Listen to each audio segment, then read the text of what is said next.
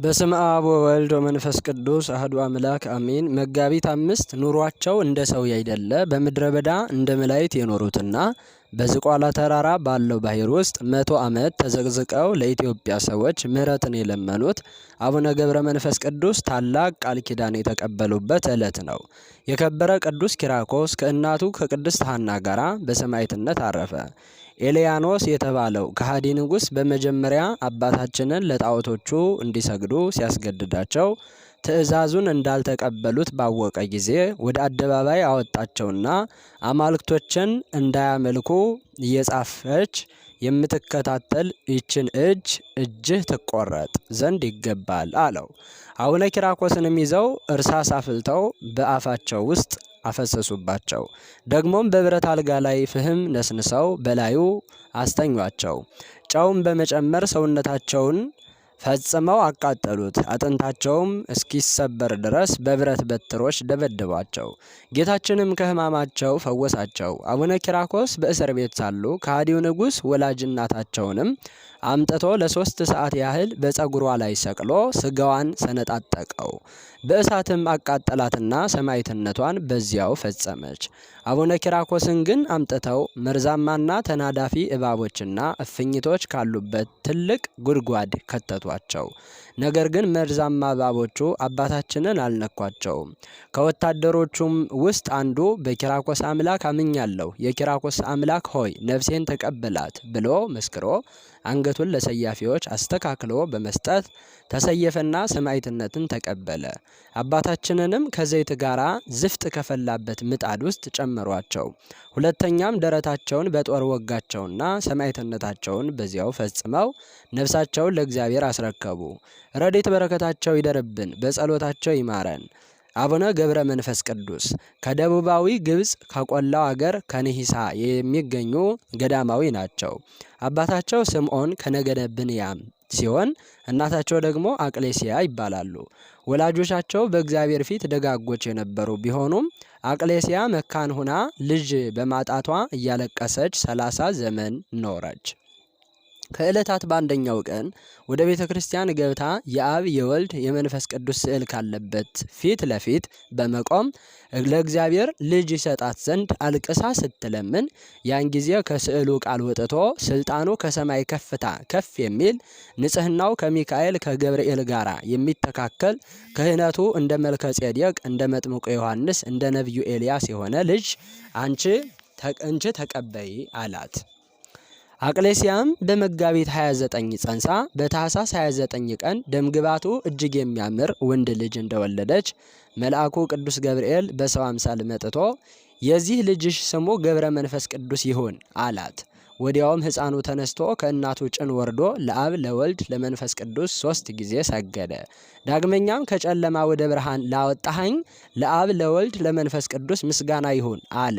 እግዚአብሔር ነቢዩ ኤርምያስን በእናትህ ማህፀን ቀደስኩ፣ ከማህፀን ሳትወጣም የተመረጠ አደረግኩ እንዳለው ገብረ መንፈስ ቅዱስንም ከእናቱ ማህፀን መርጦታልና የበልዓምን አህያ ያናገረ የቢታንያን ድንጋዮችንም አንደበት ሰጥቶ ስሙን እንዲያመሰግኑት ያደረገ አምላክ አሁንም ይህንን ሕፃን አንደበቱን ከፍቶለት ስሙን እንዲያመሰግን አደረገው።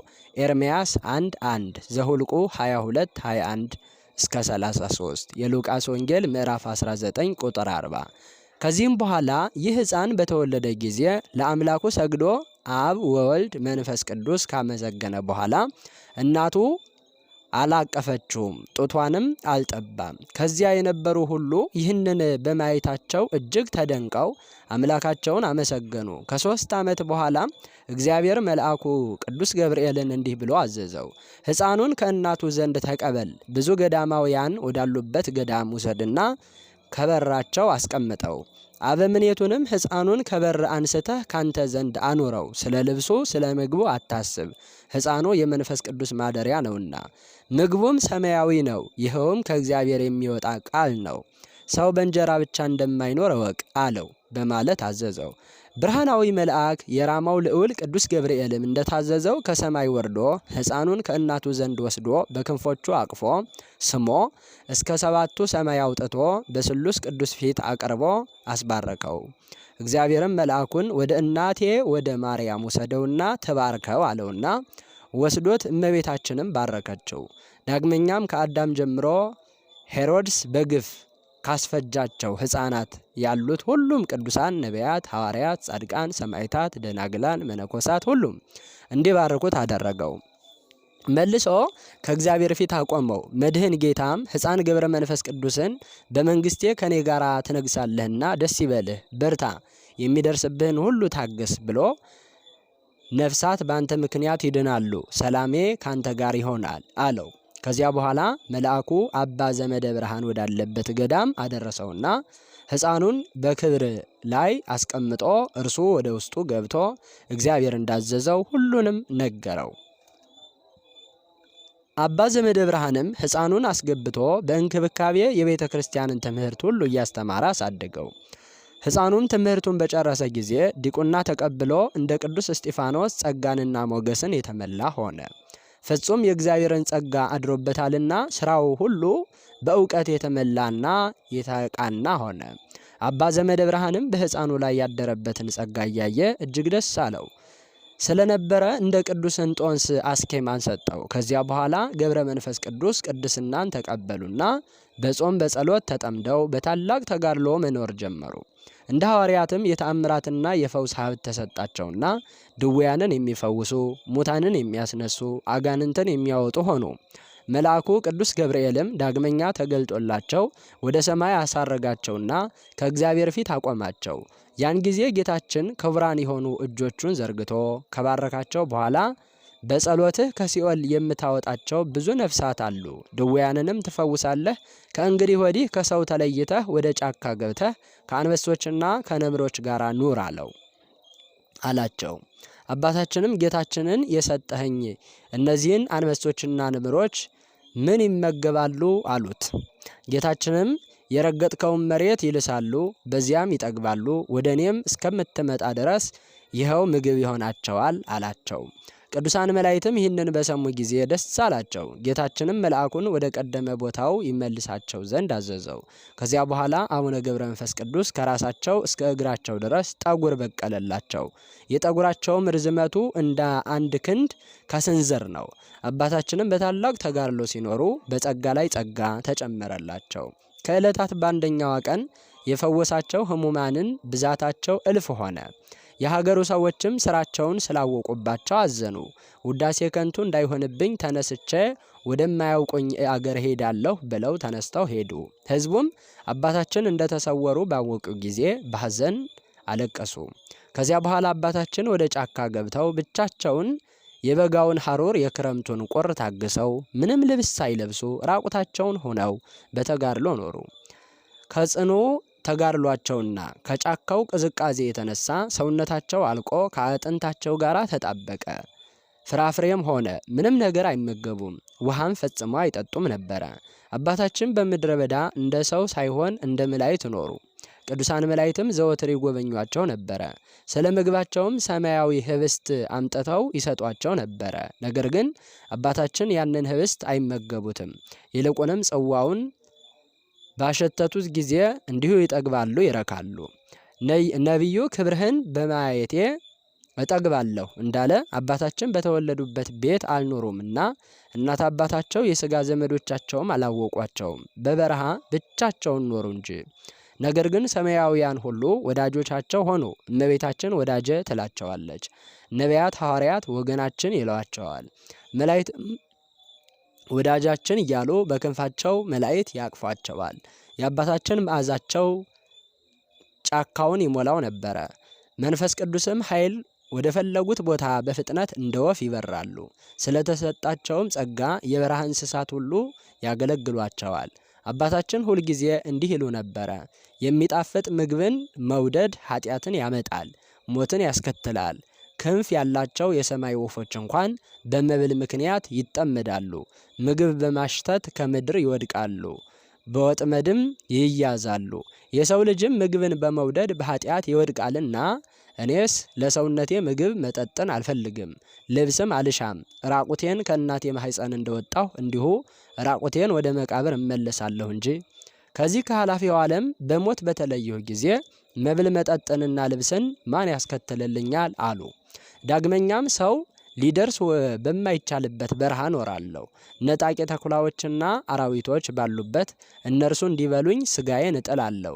ዳዊት በመዝሙር የጻድቃን ስጋቸው ለዱር አራዊት ነው እንዳለ እኔ ክፉ አውሬዎች፣ ተናዳፊ እባቦችና ዘንዶዎች ወዳሉበት እገባለሁ፣ ምግብም ሆናቸው ዘንድ እወዳለሁ በማለት አባታችን ራሳቸውን ለሞት አሳልፈው ይሰጡ እንደነበረ፣ ነገር ግን አራዊቱ ሁሉ እየሰገዱላቸው ይገዙላቸው፣ ከእግራቸውም በታች ይተኙ ነበረ። እንደሚታዘዝ ደቀ መዝሙርም ይታዘዙላቸው ነበረ። በጸሎት በሚቆሙበት ጊዜ አብረዋቸው ይቆማሉ፣ በፊታቸውም ይጫወታሉ። በአንደኛው ዕለት አባታችን ጸሎታቸውን እንደጨረሱ ሰማይ ተከፍቶ የእሳት ድንኳን ተገልጦ 40ቱ እንስሳ የእግዚአብሔርን ዙፋን ተሸክመው 24ቱ ካህናተ ሰማይ ማዕጠንት ይዘው ቅዱሳን መላእክትና አለቆቻቸው በየነገዳቸው በዙሪያው ቆመው ጌታችን ለአቡነ ገብረ መንፈስ ቅዱስ በአንድነት በሶስትነት እንዳለ ተገለጠላቸው። አባታችንም ይህንን ባዩ ጊዜ እጅግ ፈርተውና ደንግጠው መሬት ላይ ወደቁ። ጌታችንም ካጸናቸውና ካበረታቸው በኋላ ዮሐንስ ቀለምሲስ እኔን እንዳየኝ አንተም እኔን ማየት የምትችልበትን ኃይል እሰጥሃለሁ። ወዳጄ ሆይ ምን ትሻለህ? የምትጠይቀኝስ ነገር ምንድነው? ልይህ ብለህ በለመንኸኝ ጊዜ ተገለጥኩልህ። 80 ዓመት በጫካ ኖርክ፣ በረሃዎችን ዞርክ፣ ከአንበሶችና ነምሮች ጋራ ከአራዊትም ጋራ መኖርን አልፈራህም። ጨክነህ እስከ ሞት ድረስ ታገስክ። የመረጥኩህ ወዳጄ ገብረ መንፈስ ቅዱስ ሆይ ምን አደርግልህ ዘንድ ትወዳለህ? አላቸው። አባታችንም ይህንን ቃል ከጌታችን ሲሰሙ አምላኬ ሆይ ይህንን ልታደርግልኝ አይገባም፣ በፊትህ ሞገስን ካገኘው የገቦታን ሰዎች ማርልኝ፣ እነርሱ ኃጥአን ናቸውና አንተ ንስሐን ለማይሹ ጻድቃን አልመጣህምና ኃጥአንን ወደ ንስሐ ልትመልስ ነው እንጂ አሉት። ዳግመኛም አቤቱ እንደ ክረምት ውሃ እንባቸውን እያፈሰሱ ጥርሳቸውን እያፋጩ በደይን የሚኖሩትን አስባቸው፣ ሰይጣን አስቷቸዋልና በማወቅ ባለማወቅ በሰሩት ማራቸው፣ ይቅር በላቸው እያሉ ለመኑት። ጌታችንም ወዳጄ ሆይ የለመነኸኝን አልከለክልህም፣ እንደ ቸርነቴም ስምህን የጠሩትን መታሰቢያን ያደረጉትን ኃጥአንን ምሬልሃለሁ፣ የለመንኸኝንም ሁሉ አደርግልህ ዘንድ ኪዳኔን ሰጥቻለሁ አላቸው። አባታችንም እጅግ ደስ ብሏቸው በግንባራቸው መሬት ላይ ወድቀው ጌታችንን ሲያመሰግኑት ቅዱሳን መላእክትና ሰማያውያን ቅዱሳን ሁሉም አብረው ተደስተው እግዚአብሔርን አመሰገኑት። አባታችንም ይህንን ቃል ኪዳን ሲቀበሉ ዕድሜያቸው 300 ዓመት ነበረ። ጌታችንም የመላእክት አለቆችን ስለ ወዳጄ ገብረ መንፈስ ቅዱስ ምልጃ ወደ ገሃነም ሂዱና የኃጥአንን ነፍስ አውጡ፣ ከስራታቸውም ፍቷቸው አላቸውና እነርሱ የገቦታ ሰዎችን 3000 ነፍሳት ከደይን አውጥተው ወደ ገነት አስገቧቸው። ዳግመኛም እግዚአብሔር አቡነ ገብረ መንፈስ ቅዱስን እንዳንተ ካሉት ሰዎች በቀር በዓለም ያሉ ሰዎች እንዳያውቁህ አደርጋለሁ። መላእክት ይጎበኙሃል እንጂ ከካህናት ከመነኮሳት ከምእመናንም ጋራ ወገን ቢሆን ምንም ያለ ፈቃድህ አያይህም። ወዳጄ ሆይ እንደወደድህም እኔን አባቴንና መንፈስ ቅዱስን በሰውነቴ አየኸኝ። አሁንም ወደ ኢትዮጵያ ሂድ፣ በዚያም ከደይን የምታወጣቸው ነፍሳት አሉ አላቸው። አባታችንም አምላኬ ሆይ ወደዚያች አገር ማን ያደርሰኛል አሉት። እግዚአብሔርም እኔ በስልጣኔ አደርሰሃለሁ ካላቸው በኋላ ከእርሳቸው ተሰወረ። አባታችንም የገቦታ ሰዎች ምሕረትን ሲያገኙ አይተው እጅግ ተደሰቱ። በሌላ ጊዜ አባታችን 4000 እልፍ እየሰገዱ 300 ጊዜ የቀኝ 300 ጊዜ ደግሞ የግራ ፊታቸውን በድንጋይ እየመቱ መዝሙረ ዳዊትን እየደገሙ 15ቱን መኃልየ ነቢያትን መኃልየ ሰሎሞንንና ውዳሴ ማርያምን እየጸለዩ ለኃጥአን ምሕረትን ሲለምኑ እንባቸው እንደ ውሃ ይፈስ ነበረ። ጌታችንም በተወለድሁባት በተጠመቅኩባትና ከሞት በተነሳሁባት ዕለት እልፍ እልፍ ነፍሳትን እምርልሃለሁ አላቸው። ከዚያ በኋላ አባታችን 60 አንበሶችና 60 ነብሮች እየተከተሏቸው ወደ ሀገራችን ኢትዮጵያ መጡ። ብርሃናዊው መልአክ ቅዱስ ገብርኤልም ከእነዚህ ተከታዮቻቸው ጋራ በነፋስ ሰረገላ ጭኖ ምድረ ከብድ አደረሳቸው። ዳግመኛም ደብረ ቅዱስ ወደሚባለው ወደ ዝቋላ ወሰዳቸው። አባታችንም በውሃው ዳር ቆመው ምስራቁን፣ ምዕራቡን፣ ሰሜኑን፣ ደቡቡን በመለኮቱ በተመለከቱ ጊዜ የኢትዮጵያ ሰዎች ኃጢአታቸው በፊታቸው የተገለጠ ሆነ። ሰው የገዛ ፊቱን በመስታወት እንደሚያይ የኃጥአንንም ስራቸውን በአባታችን ፊት እንዲሁ የተገለጠ ነውና አባታችንም የኢትዮጵያን ሰዎች ኃጢአታቸውን በግልጽ በተመለከቱ ጊዜ ተወርውረው ወደ ባሕሩ በመግባት ተዘቅዝቀው መጸለይ ጀመሩ። ከባሕር እንዳልወጣ በእግሬም እንዳልቆም በሕያው ስምህ ምያለሁ ብለው 40 መዓልት 40 ሌሊት ቆዩ። በ40ኛው ቀናቸው የታዘዘ መልአክ መጥቶ ስምህን የጠራ መታሰቢያን ያደረገውን እምርልሃለሁ ብሉሃል አላቸው። አባታችንም መልአኩን መላ ኢትዮጵያን ካልማረ ከዚህ ባሕር አልወጣም አሉት። መልአኩም ከእሳቸው ተለይቶ ከሄደ በኋላ አባታችን በዚያ ባሕር ውስጥ 100 ዓመት ተዘቅዝቀው ሲጸልዩ ኖሩ። አባታችን ከባሕር ውስጥ ተዘቅዝቀው 100 ዓመት ሲጸልዩ ከኖሩ በኋላ ደማቸው ፈሶ አለቀና ውሃው ደም መሰለ። ስጋቸውም አልቆ አጥንታቸው እንደ በረዶ ሆነ።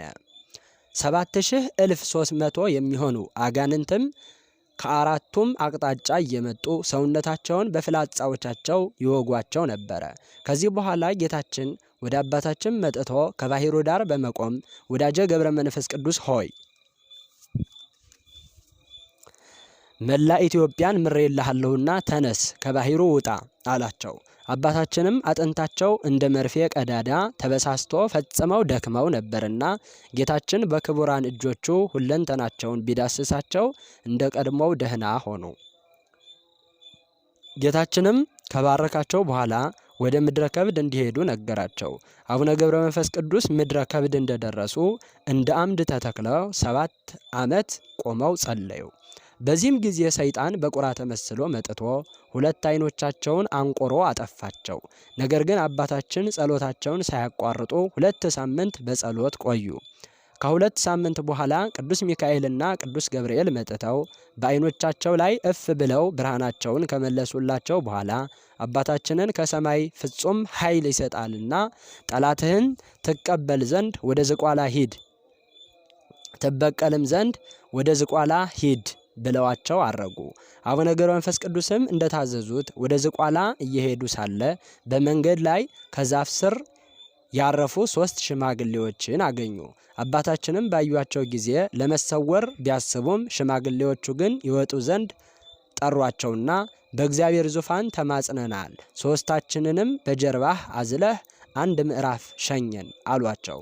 አባታችንም ሽማግሌዎቹን በቀረቧቸው ሰዓት ሽበት የከበባቸው የደከሙ ሽማግሌዎች ሆነው አገኟቸው። ከዚህ በኋላ አባታችን አንደኛውን ሽማግሌ አዝለው ከ1 ምዕራፍ አደረሷቸው። ያም ሽማግሌ ከዚህ አሳርፈኝ፣ አንተ ደክሞሃል፣ የማትበላ የማትጠጣ ነህና አሏቸው። አባታችንም አባ የት ያውቁኛል አሏቸው። ሽማግሌውም አሁን ደግሞ ሂደህ ጓደኞችን አምጣልኝ አሏቸው። አባታችንም የቀሩት 2 ሽማግሌዎች ካሉበት ደርሰው 2ቱንም በየተራ እያዘሉ በጀርባው ካደረሱበት ቦታ አደረሷቸው። ከዚያ በኋላ እነዚያን ሽማግሌዎች አባቶቼ ሆይ ከወት ነው የመጣችሁት አሏቸው። 3ቱም ሰዎች ተነስተው ቆሙና ለአባታችን በአንድነት በሶስትነት ተገለጡላቸው። 1 ሲሆኑ 3፣ 3 ሲሆኑ 1 ሆኑ። ስሉስ ቅዱስ ለአብርሃም በመምሪያ አድባር ስር በአንድነት በሶስትነት እንደተገለጡት ሁሉ አሁንም ለአባታችን ለገብረ መንፈስ ቅዱስ በአንድነት በሶስትነት ተገለጡላቸው። በጀርባቸውም አዘሏቸው። የእግዚአብሔርንም ክብር ስላዩ አባታችን ፊታቸው እንደ ፀሐይ በራ። ቅዱሳን መላእክት ወርደው እንደ ሻሽ ተነጥፈው ሲያመሰግኑ ሰማይና ምድር ተነዋወጡ። ተራሮች፣ ኮረብቶች፣ አለቶች ተሰነጣጠቁ። በዚያችም ሰዓት ታላቅ ፍርሃት ሆነ።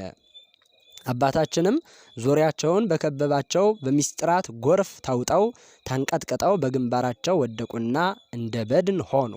በራእይ ውስጥም ሆነው እነዚያ ሽማግሌዎች አባታችንን እስከ 7ኛው ሰማይ እንዳደረሷቸው ተመለከቱ። ከዚያ በኋላ ጌታችን ሐዋርያትን እንደ ቅዱስ ጴጥሮስ እንደቀሰቀሳቸው አባታችንንም ቀሰቀሳቸውና ወደ ዝቋላ ውረድ፣ 100 ዓመት ሙሉ አጥንትህን ስጋህን እየነደፉ የተዋጉህን አጋንንት ታጠፋቸው ዘንድ እነሆ እኔ እንደወደድኩህ ባላወቃቸው በትዕቢት ላይ ናቸውና እንደምወድህ ባለማወቃቸው በትዕቢት ላይ ናቸውና በባሕር ውስጥ አለ ይሉሃል። 7ቱ ሊቃነ መላእክት ይረዱሃል፣ መባረቅትና በፊትህ በኋላ ይከተሉሃል አላቸው። ያን ጊዜ አባታችን በመብረቅ ላይ ሆነው እነዚህ አጋንንት ወዳሉበት ወረዱ። አጋንንቱንም ደመናት ከበቧቸው። መላእክትም በእሳት ሰይፍ መተሯቸው፣ በመብረቅ አጨዷቸው። አመድ ሆነው በነፋስ በተኗቸው። የእነዚያም አጋንንት ቁጥራቸው 70,000 እልፍ ከ1,000 ነበረ። ሁሉም አንድ ጊዜ አልቀዋልና ከእነርሱ ሸሽቶ ያመለጠም አልነበረም። 7ቱ ሊቃነ መላእክት ወደ ሰማይ አረጉ። አባታችንም አንበሶችና ነብሮች ድብና ዘንዶ ወዳሉበት ምድረ ከብድ ተመለሱ። አባታችንም ወደ ምድረ ከብድ ከተመለሱ በኋላ መንፈስ ቅዱስ የጠራቸው 3 ቅዱሳን ሁሉም በየአንበሶቻቸው ላይ ተቀምጠው ወደ ምድረ ከብድ መጡ። እነዚህም ቅዱሳን የዋልድባው አቡነ ሳሙኤል፣ የአዘሎው አቡነ አንበስ እና ከላዕላይ ግብጽ ተነስቶ የመጣው አቡነ ብንያም ናቸው። ነገር ግን አባታችን እነዚህን ቅዱሳን ስለተሰወሯቸው ቅዱሳኑ እስከ 7 ቀን ድረስ በምህላ ሰነበቱ። የአባታችን የሚያስፈሩ አንበሶች ወጥተው የቅዱሳኑን አንበሶቻቸውን ገድለው ደማቸውን አፍስሰው ስጋቸውን በሉ። 3ቱም ቅዱሳን በዚህ ፈጽመው ደንግጠው ሳለ አባታችን አቡነ ገብረ መንፈስ ቅዱስ 60 ነብሮችን 60 አንበሶችን አስከትለው ተገለጡላቸውና ሰላም ለእናንተ ይሁን፣ የእግዚአብሔር ቅዱሳኑ አትፍሩ አሏቸው። ቅዱሳኑም አባታችን ሆይ ጸሎትህ ቅድስት እንደሆነች ባወቅን ጊዜ በእግዚአብሔር ፈቃድ እንባረክ ዘንድ ወደ አንተ መጣን። ነገር ግን ባላገኘንህ ጊዜ እስከ 7 ቀን አለቀስን አሏቸው። ዳግመኛም የእርሶም አንበሶች መጥተው አንበሶቻችንን በሉብን አሏቸው። አባታችንም አንበሶቻቸውን እስከ ዕለተ ሞት ድረስ በእግሬ ከረገጥኩት ምድረ በቀር እግዚአብሔር ያላዘዛችሁን ለምን በላችሁ? አሁንም የበላችሁትን ትፉ አሏቸው። እነዚያም አንበሶች አፋቸውን ከፍተው የበሉትን የአንበሶቹን ስጋቸውን አጥንቶቻቸውን ከደሞቻቸውም ጋራ ተፉ። በሆዳቸውም የቀረም የለም። አባታችንም ወዲያው ወደ ምስራቅ ዞረው እግዚአብሔርን ካመሰገኑ በኋላ አቤቱ አልዓዛርን ያስነሳኸው አንተ ነህና አሁንም እነዚህን አናብስት ከሞት አስነሳቸው፣ ለባሮችህ የድካማቸውን ማረፊያ ይሆንላቸው ዘንድ የሰጣቸውን አትከልክላቸው እያሉ ጸለዩ። አቡነ ገብረ መንፈስ ቅዱስ እንዲህ ብለው ጸሎታቸውን ከጨረሱ በኋላ የአንበሶቹን ስጋቸውን በመስቀል ምልክት ባርከው በጌታዬ በፈጣሪዬ በኢየሱስ ክርስቶስ ኃይል ተነሱ አሏቸው። አንበሶቹም እንደ ዓይን ጥቅሻ ፈጥነው ተነሱና እንደ ቀድሞ ሆኑ። ለአባታችንም እጅ ነስተው ሰግደው የእግሩን ትቢያ ላሱ። አባታችንም ወደ ጌታቸው መለሳቸው። እነዚያም 3 ቅዱሳን በአባታችን ላይ አድሮ ድንቅ ነገርን የሚሰራ እግዚአብሔርን አመሰገኑት። የዋልድባው አቡነ ሳሙኤልም አባታችን ሆይ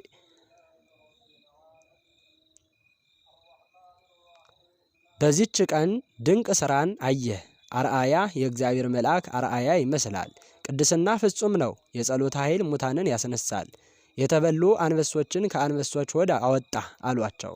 ዳግመኛም አባታችን ስለ ቅዱሳኑ ምግብ ወደ እግዚአብሔር በጸለዩ ጊዜ መልአኩ ቅዱስ ፋኑኤል ከእግዚአብሔር ዘንድ ተልኮ በእጁ 3 ህብስትና 3 ጽዋ ይዞ መጣ።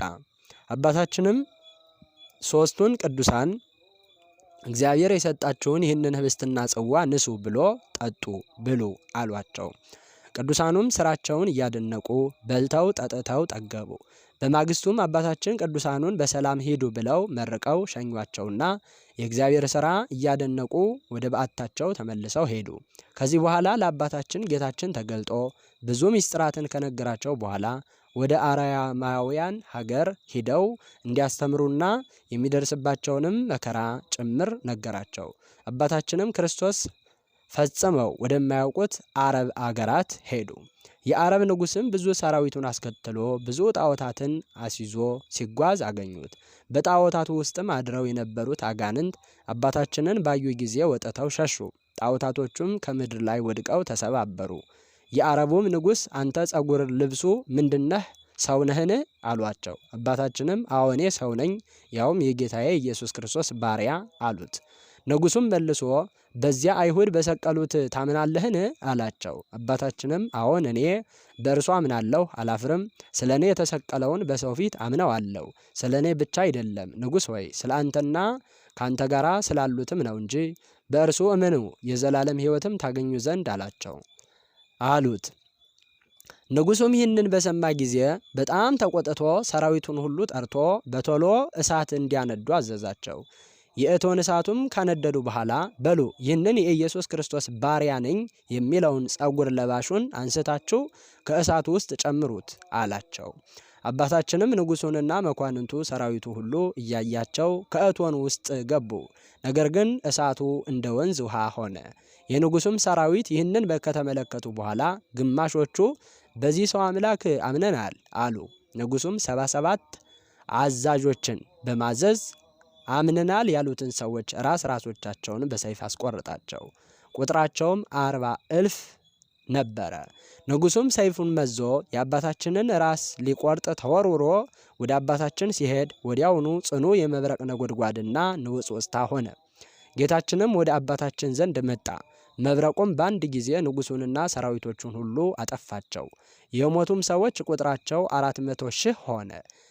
አንድስ እንኳን ሳይቀር ሁሉም አለቁ። አባታችንም በመብረቁ የሞቱን ሰዎች ባዩ ጊዜ ውስጣቸው በሐዘን አለቀሰ። ነፍሶቻቸውን የጽልመት መላእክት ወደ ገሃነመ እሳት ሲያወርዷቸው ተመልክተዋልና። በዚህ ጊዜ አባታችን ጌታችንን እነዚህን ሰዎች ማርልኝ አሉት። ዳግመኛም ሰው ስህተተኛ ነው፣ አንተ መሐሪ ነህ፣ ይቅር ባይ ነህና በእኔ ምክንያት በእነዚህ ሰዎች አትፍረድባቸው እያሉ በለመኑት ጊዜ ጌታችን ተሰወረባቸውና ወደ ሰማይ አረገ። አባታችንም ወዲያው አጠገባቸው ካለው ገደል እግራቸውን በገመድ አስረው ቁልቁል ተዘቅዝቀው ተሰቀሉ። ሰይጣንም መጥቶ ያችን ገመድ በቆረጣት ጊዜ አባታችን በገደሉ ሲወድቁ መልአኩ ቅዱስ ሚካኤል እንደ ዓይን ጥቅሻ መጥቶ አባታችንን አቅፎ ያዛቸውና በእግርህ ላቆምህ ወይስ በራስህ ላቆምህ ትወዳለህ አላቸው። አባታችን ገብረ መንፈስ ቅዱስም መልአኩን ተወኝ በራሴ ልቆም አሉትና መልአኩም በዚያው ትቷቸው አረገ። አባታችንም በጥርሳቸው ድንጋይ ነክሰው እስከ 30 ዓመት ተዘቅዝቀው ሲጸልዩ ኖሩ። ናላቸው ሁሉ ፈሶ አለቀ፣ አንጀታቸውን ፈሰሰ፣ እንደ እንጨትም ቅርፊት ሆኑ። ከ30 ዓመትም በኋላ ጌታችን 7ቱን ሊቃነ መላእክትና እናቱን ቅድስት ድንግል ማርያምን አስከትሎ ወደ አባታችን መጣና 3 ጊዜ በስማቸው ጠርቶ እነዚያን ከሃዲዎች ምሬልሃለሁ አላቸው። አባታችንም ነክሰውት የነበረውን ድንጋይ በጣሉት ጊዜ ጥርሶቻቸው አብረው ተነቅለው ወደቁ። ጌታችንም በክቡራን እጆቹ ቢዳስሳቸው ሰውነታቸው ታደሰችላቸው።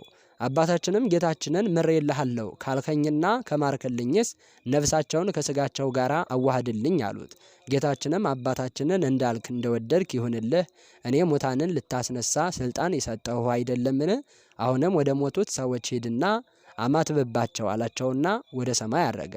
ያን ጊዜ አባታችን ወደ ሞቱት ሰዎች ሂደው በላያቸው ከጸለዩ በኋላ እናንተ ሁላችሁ በጌታዬ በፈጣሪዬ በኢየሱስ ክርስቶስ ኃይል ተነሱ ቢሏቸው ሙታኑም ወዲያው አፈፍ ብለው ተነስተው በአባታችን ፊት ቆሙ። አባታችንም ሃይማኖትን አስተምረው አጥምቀው ክርስቲያን አደረጓቸው። ከዚያ በኋላ አባታችን ከእነርሱ ተለይተው በመብረቅ ተጭነው ወደ ምድረ ከብድ ተመለሱ። ዳግመኛም አባታችን እነዚህን ሰዎች ይጎበኟቸው ዘንድ ወደ አረብ አገር ሄዱ።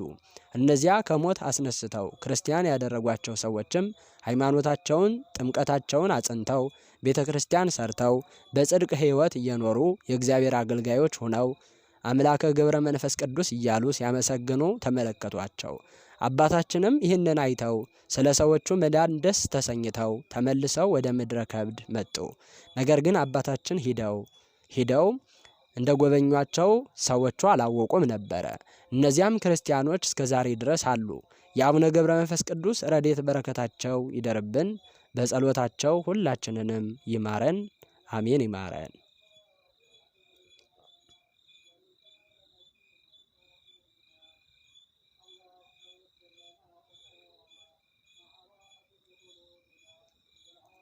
መጋቢት 5 ቀን የሚከበሩ ዓመታዊ የቅዱሳን በዓላት አቡነ ገብረ መንፈስ ቅዱስ ጻድቅ፣ አባ ገብረ ሕይወት። ቅዱሳን አባ ሰርባሞን በምድረ ግብጽ ምንኩስናን ካስፋፉ ታላላቅ ቅዱሳን አንዱ አባ ግርማኖስ ጻድቅ ሶርያዊ። ቅድስት አውዶክስያ ሰማዕት ከክፉ የኃጢአት ሕይወት ተመልሳ ለቅድስና የበቃች እናት። ቅዱሳን ስምዖንና ሚስቱ አቅሌስያ የአቡነ ገብረ መንፈስ ቅዱስ ወላጆች። ወርሃዊ በዓላት ቅዱስ ጴጥሮስ ሊቀ ሐዋርያት፣ ቅዱስ ጳውሎስ ሐዋርያ፣ ቅዱስ ዮሐኒ ኢትዮጵያዊ፣ ቅዱስ አሞኒ ዘናሂሶ።